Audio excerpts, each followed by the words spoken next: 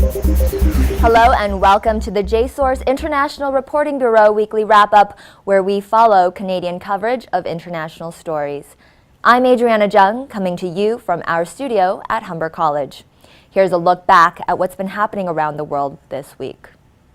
The biggest international story of the week brings us to the Mediterranean Sea, where a ship carrying North African migrants capsized over the weekend. More than 800 people were believed to be on board, hundreds of them locked in the lower decks, unable to escape. There were only 28 survivors, while search and rescue teams retrieved 24 bodies. The latest capsizing took the front pages of the National Post and the Globe and Mail. The Globe's European correspondent, Eric Reguli, reported on the story from Rome. Tuesday continued the focus on the Mediterranean Sea as two more ships carrying migrant passengers sent distress signals. Italian Coast Guards responded to the calls and rescued the passengers. All newspapers published front-page features of the growing migrant crisis in Europe. The Toronto Star had Mitch Potter analyze the politics behind the situation. Wednesday revealed more details of the capsizing disaster. Survivors identified two amongst them as the captain and crewman leading their voyage.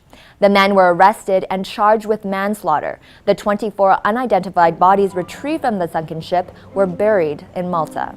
The CBC, National Post, and the Globe and Mail all reported on these developments.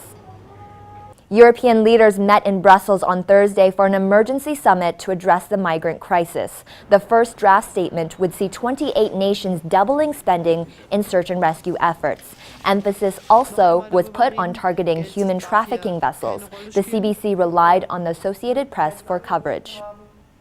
Canadian journalist Mohamed Fahmy is rejoicing this week. He finally got his new Canadian passport. The federal government issued the temporary document after reversing an earlier decision refusing to replace his passport. Fahmy's Canadian passport was seized upon his controversial arrest in Egypt back in 2013. Diana Mehta, together with Stephanie Levitz of the Canadian Press, wrote an article for each of the Toronto Star and the Globe and Mail.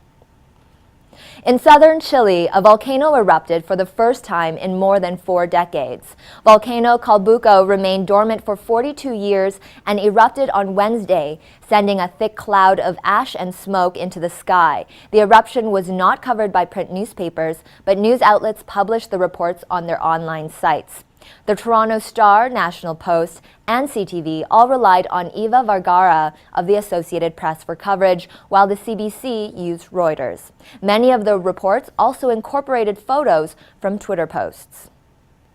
Well, that's all for this week. For these stories and more, visit us at jsource.ca or follow us on Twitter. Join us again next Friday for your weekly Canadian international news coverage. I'm Adriana Zhang with the JSOURCE International Reporting Bureau at Humber College.